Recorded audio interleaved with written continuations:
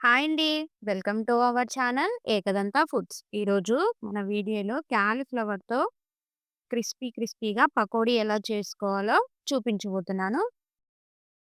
ఒక బౌల్‌లో 1 కప్ వరకు శనగపిండి, హాఫ్ కప్పు మైదా పిండి, 1 teaspoon garam masala, 1 teaspoon ధనియాల పొడి, 1 teaspoon salt, half teaspoon పసుపు, 1 ½ స్పూన్ కారం, అలానే 2 టేబుల్ స్పూన్ కార్న్ ఫ్లవర్, సన్నగా కట్ చేసుకున్న పచ్చిమిర్చి, కొంచెం కరివేపాకు, అలానే సన్నగా కట్ చేసుకున్న ఆనియన్స్ కూడా వేసుకొని మొత్తం బాగా కలుపుకోవాలి.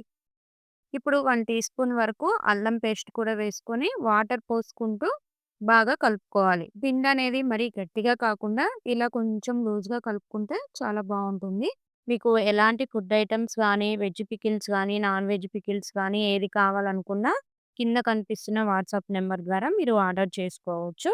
ఇప్పుడు ముందుగా వేడి నీళ్ళల్లో తీసి పక్కన పెట్టుకున్న క్యాలీఫ్లవర్ ముక్కల్ని ఇందులో వేసుకొని కలుపుకోవాలి. ఇప్పుడు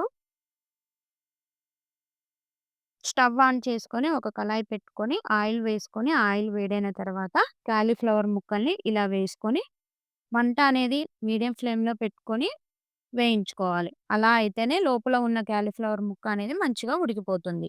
ఇలా మంచి కలర్ వచ్చిన తర్వాత తీసుకోవాలి. మీరు కూడా ట్రై చేయండి. Thank you for watching.